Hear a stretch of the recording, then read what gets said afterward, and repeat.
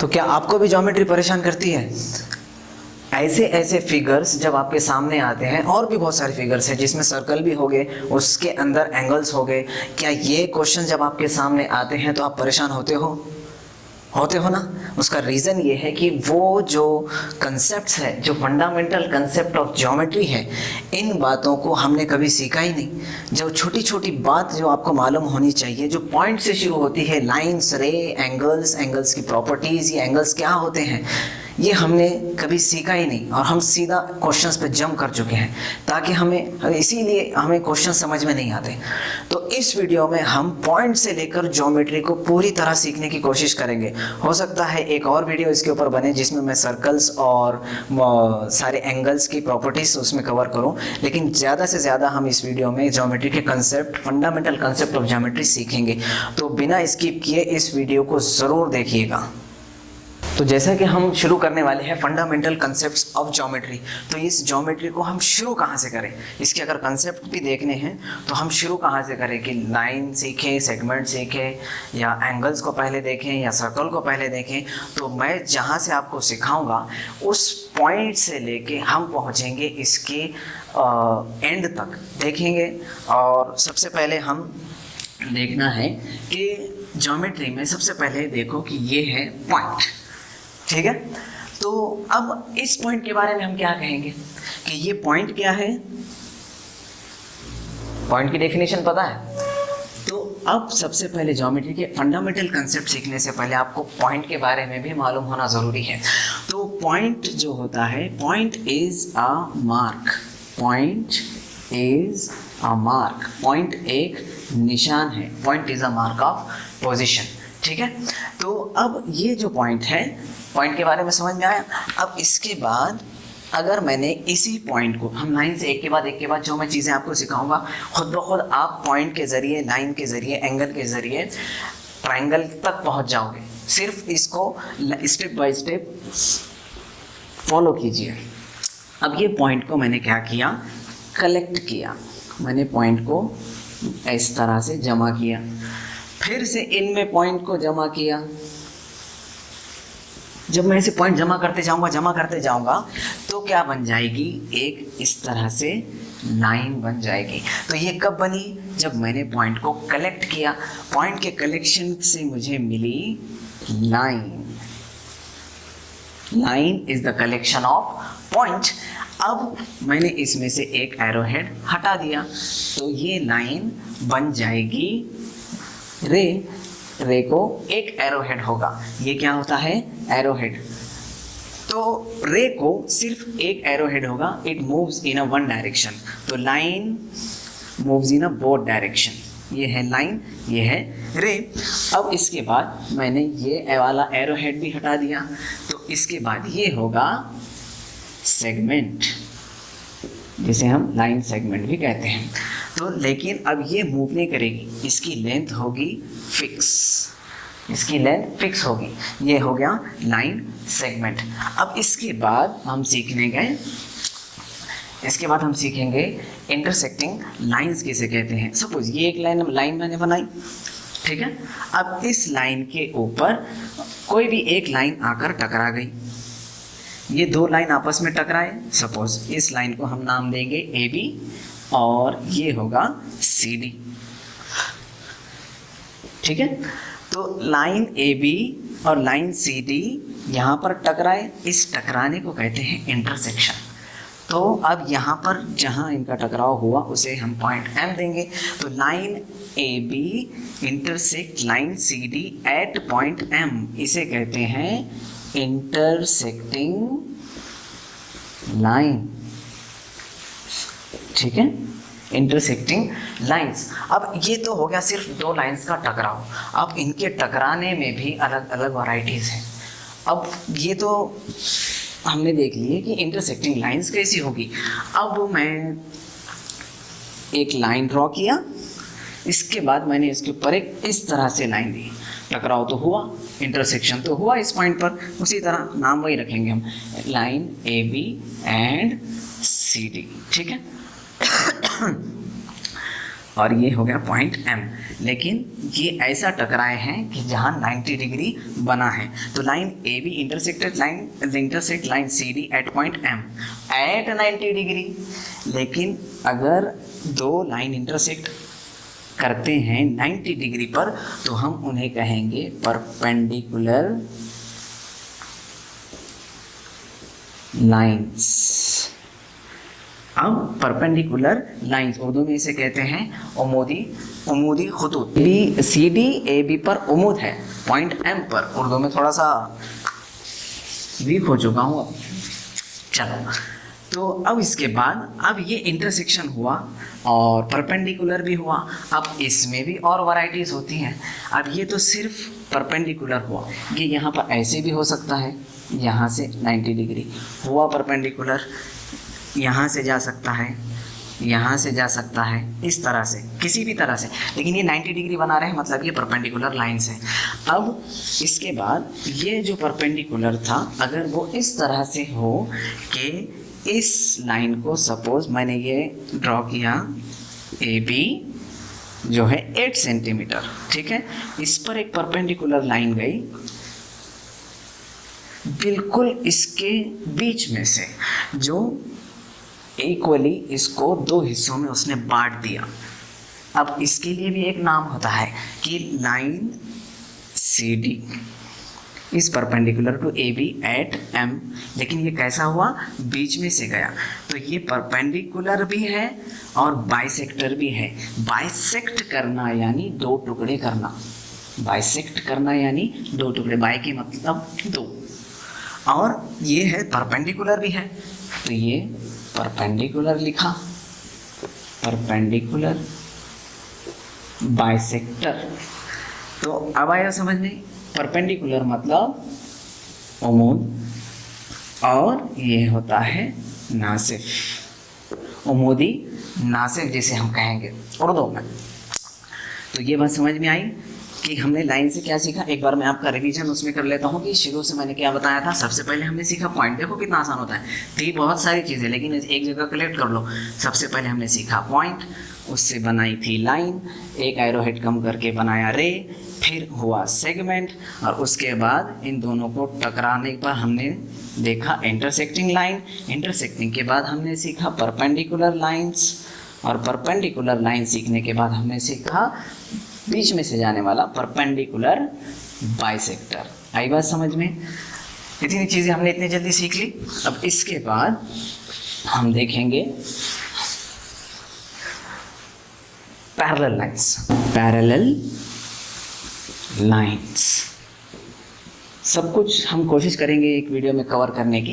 Parallel line, suppose मैंने एक line ऐसे ड्रॉ किया और दूसरी लाइन फिर इस तरह ड्रॉ किया, तो अब ये line, suppose this is line CD and this is line AB, ये लाइन AB है, खत AB और खत CD। पैरेलल लाइन जिसे हम मुतवाज़ी खतूत कहते हैं, मुतवाज़ी खतूत। तो अब पैरेलल लाइंस को कैसे पहचानना आपने, कि जब इस तरह से दो लाइन आपको दिखे लेकिन उनके दरमियान का जो फासला है, इनके बीच का जो डिस्टेंस है, वो हर जगह से सेम होता है। The distance between two parallel lines is always equal. अगर यहाँ 3 सेंटीमीटर होगा तो ये भी डिस्टेंस 3 सेंटीमीटर होगा। इसे मैं कितने भी आगे बढ़ाऊँ तो ये आगे जाके टकराने वाले नहीं हैं, ये इनका डिस्टेंस सेम ही रहेगा।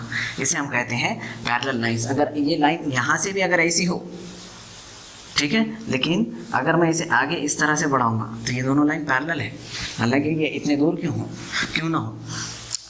अगर ये लाइन अगर ऐसी होती तो ये दोनों पैरेलल नहीं होते, क्योंकि जब मैं इसे आगे बढ़ाऊंगा तो इनकी यहाँ पर टक्कर हो जाएगी। टक्कर होने को मैंने क्या कहा था, इंटरसेक्शन। यहाँ पर वो इंटरसेक्ट हो जाएंगे, एक दूसरे को ख़ता करेंगे। तो पैरेलल लाइंस आपको समझ में आया। तो अब पैरेलल लाइंस के बाद हम देखेंगे, मैं इसका नाम नहीं बताऊंगा आपको, आप खुद ब खुद जान जाओगे कि हम क्या सीख रहे हैं। ये मैंने क्या उतारा, क्या ड्रॉ किया, रे, ये दूसरी रे। अब क्या हुआ कि ये दो रे जब आपस में आकर एक पॉइंट पर मिलते हैं तो वो एंगल बना देते हैं। तो जब दो रे एक पॉइंट पर आकर मिलते हैं तो एंगल बन जाता है। When two rays meet at a single point forms an angle. तो अब ये जो एंगल है इसे हम क्या कहते हैं, एंगल। एंगल कैसे बनता है, एंगल किसी को पूछे तो आप क्या बोलते हो, राइट एंगल, एक्यूट एंगल, ये एंगल। पर एंगल होता क्या है, angle means when two rays meet at a single point forms an angle. अब उसके बहुत सारे टाइप्स हैं, अब वो सारे टाइप्स एक ही झटके में हम देखो किस तरह से याद करते हैं। तो अब मैंने यहाँ पर लिखा, एक छोटा सा एंगल बनाया, ठीक है, ये हो गया एक्यूट एंगल, एक्यूट एंगल। अब ये इतना खुला, अब इसको हम थोड़ा सा और खोल के सीधा मैंने किया, यहाँ 90 डिग्री बनता है, तो इसे कहते हैं राइट एंगल, जो 90 डिग्री का होता है, राइट एंगल। अब मैंने इसको फिर और थोड़ा सा खोला, ये और थोड़ा सा खुल गया, तो ये होता है ऑब्ट्यूज एंगल। फिर इसको अगर मैं और खोलूं तो ये ऐसे सो जाएगा, जो 180 डिग्री का होता है, इसे कहते हैं स्ट्रेट एंगल। और इसके बाद अब ये और खुला तो ऐसा खुलेगा, है ना, तो ये होगा 180 डिग्री से बड़ा, जिसे हम कहते हैं रिफ्लेक्स एंगल।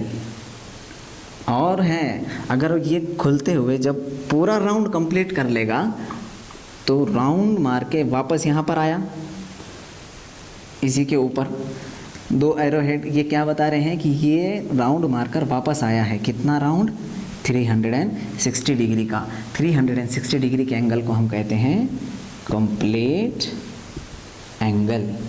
तो अगर कंप्लीट एंगल 360 का था तो एक्यूट एंगल से पहले कौन आएगा, जो एंगल शुरू ही नहीं हुआ, इसे कहते हैं ज़ीरो एंगल। आई बात समझ में, दोनों एंगल की फिगर सेम होगी, लेकिन इसके ऊपर एक राउंड होगा जो बताएगा कि ये कंप्लीट एंगल है और ये ज़ीरो एंगल है, ठीक है।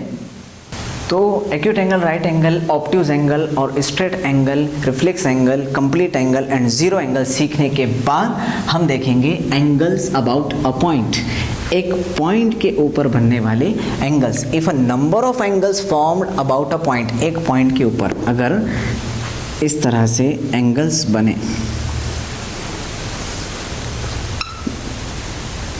ठीक है, नंबर 1 2 3 4 5 एंगल्स बन रहे हैं, ठीक है, लेकिन एक पॉइंट पे बन रहे हैं, तो their sum is always 360 degree. अगर मैं angle number 1, angle number 2, angle number 3, 4, 5 और सबको मिला दूं, ये पूरा एक राउंड बन जाएगा। और राउंड क्या होता है, 360 डिग्री। तो angles about a point is always 360 degrees. Angle number 1 plus angle number 2 plus angle number 3 plus angle number 4 plus angle number 5 is equals to 360 degree.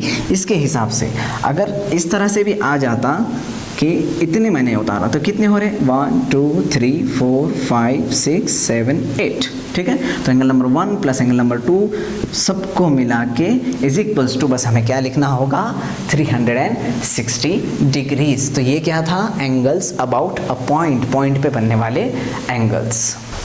अब एंगल्स अबाउट अ पॉइंट के बाद हम देखेंगे complementary angles और supplementary angles. हाँ, ये करते हैं ना परेशान हमेशा, कॉम्प्लीमेंट्री एंगल्स और सप्लीमेंट्री एंगल्स। तो इसे कैसे याद रखना है कि मैंने इसीलिए दोनों को साथ में लिखा हूँ कि कॉम्प्लीमेंट्री एंगल्स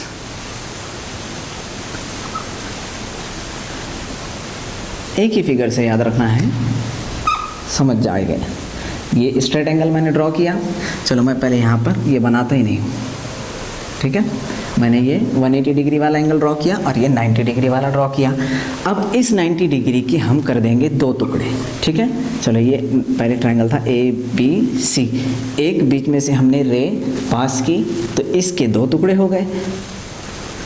ABD CBD। तो अब ये जो ABC था इसके दो टुकड़े हो गए, कौन से हैं वो दो टुकड़े, दो एंगल्स, एंगल ABD प्लस ये नंबर 1 ये नंबर 2, तो नंबर 2 मिला दो, एंगल CBD, एंगल CBD, इन दोनों को मिलाने पर क्या मिलेगा, 90 डिग्री। तो जब दो एंगल्स का एडिशन 90 डिग्री आता हो उसे हम कहते हैं कॉम्प्लीमेंट्री एंगल्स। ये उसका बड़ा भाई, इसके दो टुकड़े कर दो, चलो ये एंगल ABC स्ट्रेट एंगल है, इसके दो टुकड़े कर दिए हमने, यहाँ पे मैंने दे दिया D, तो ये अब ये टुकड़ा हो गया ABD नंबर 1, ये वाला टुकड़ा हो गया नंबर 2 CBD, इसको मिलाओ, angle ABD plus angle CBD is equals to कितना होता है ये 180 डिग्री। तो जब दो एंगल का एडिशन 180 डिग्री आता हो उसे हम कहते हैं supplementary angles. When the sum of two angle is 90 degree, they are called complementary angles. और when the sum of two angles is 180 degree, they are called supplementary angles. अब supplementary को complementary, complementary को supplementary में अगर आपको confusion होती है कि कभी बच्चे 90 डिग्री वाले को supplementary कह देते हैं या 180 डिग्री वाले को complementary कह देते हैं, तो कैसे याद रखना है, 90 छोटा है 180 बड़ा है, तो 90 पहले आता है 180 बाद में आता है, कॉम्प्लीमेंट्री में C आता है, सप्लीमेंट्री में S आता है। तो C पहले आता है क्या, S पहले C आता है, पहले 90 आता है, S बाद में आता है, 180 भी बाद में आता है, तो इनके इनिशियल अल्फ़ाबेट से भी हम उसको याद रख सकते हैं। तो समझ में आ गया आपको कॉम्प्लीमेंट्री और सप्लीमेंट्री। तो कॉम्प्लीमेंट्री और सप्लीमेंट्री एंगल्स तक आपने सीख लिया। अब नेक्स्ट वीडियो में हम देखेंगे इस तरह की फिगर से बनने वाले बहुत सारे एंगल्स होते हैं जो दो काम करते हैं, जो एक दूसरे के बराबर भी होते हैं और उन कुछ दो एंगल्स को मिलाने के बाद हमें 180 डिग्री मिलता है। तो उनको मैंने अलग अलग कैटेगरी में डिवाइड किया है। तो नेक्स्ट वीडियो में हम ये सारे एंगल सीखेंगे कि एडजेसेंट एंगल किसे कहते हैं, वर्टिकली अपोजिट एंगल क्या होता है, interior alternate angle, exterior alternate angle, interior allied angle, exterior allied angle, और उसके बाद करस्पॉन्डिंग एंगल्स। ये सारे एंगल्स क्या होते हैं, देखने में या सुनने में ये बहुत मुश्किल लगते हैं, लेकिन हम एक ही वीडियो में ये सारे कंसेप्ट सीख लेंगे जिसकी मदद से आप ज्योमेट्री के बहुत से क्वेश्चंस आसानी से हल कर पाओगे। नेक्स्ट वीडियो की नोटिफिकेशन पाने के लिए आप चैनल को सब्सक्राइब कीजिए और बेल आइकन ज़रूर दबाइए ताकि ये वाला वीडियो आपसे मिस ना हो। लेकिन ये वाले वीडियो पर आने से पहले आपको पहला वाला वीडियो देखना बहुत ज़रूरी होगा। Thank you so much.